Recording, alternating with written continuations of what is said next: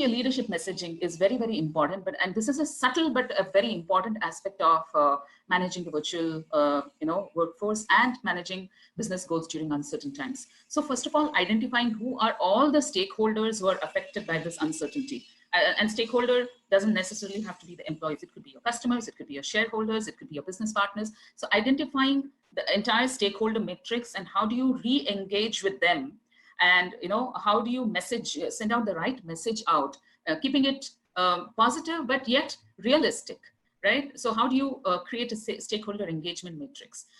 Second point, creating transparency. It's very, very important during these times to keep transparency in communications.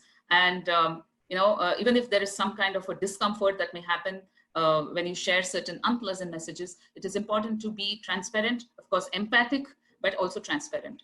The leaders also, the leadership vocabulary has to change in terms of how do you make your leaders sensitive to the way they give the messaging out? How do they build that, how do they express their genuine concern and empathy to employees, to people who are impacted by this uncertainty? And how do you handhold them and give them that positive reinforcement that, yes, this is a difficult time and we need to stick together. These are some difficult decisions, but we will come out of this. So how do you build that correct vocabulary within the organization? And what is the kind of empathic conversations that leaders need to have?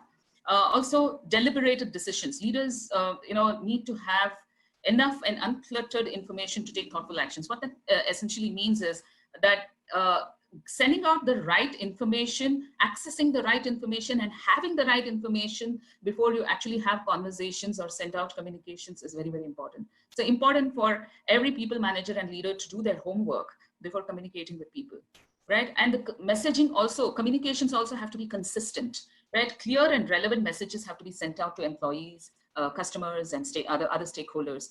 This is very important because it's during these kind of times that you have lots of rumors and gossips that go around in an organization that can, that can actually mar the positive message that genuinely the leaders are trying to give out. So it's better the message comes out first from the horse's mouth rather than a rumor or a gossip, comes out and then you'll have to do the damage control. So it's better to be proactive and consistent in communicating with all stakeholders. And very important to build a two-way feedback system, right? I'm giving out a lot of messages out, but am I also hearing out what other people have to say, what my teams have to say, what the employees have to say? So a two-way feedback mechanism also has to be built. And I think it'll be very important for organizations and teams to challenge their people managers and leaders to accept, critical feedback and act on it constructively. So it's okay to get feedback which could be laden with frustration or anger, but leaders need to handle that with emotional intelligence. So this is a very important strength that the leadership teams have to exhibit during such uncertain times. So these are the three elements and some of the high level points that need to be addressed in all these three areas. If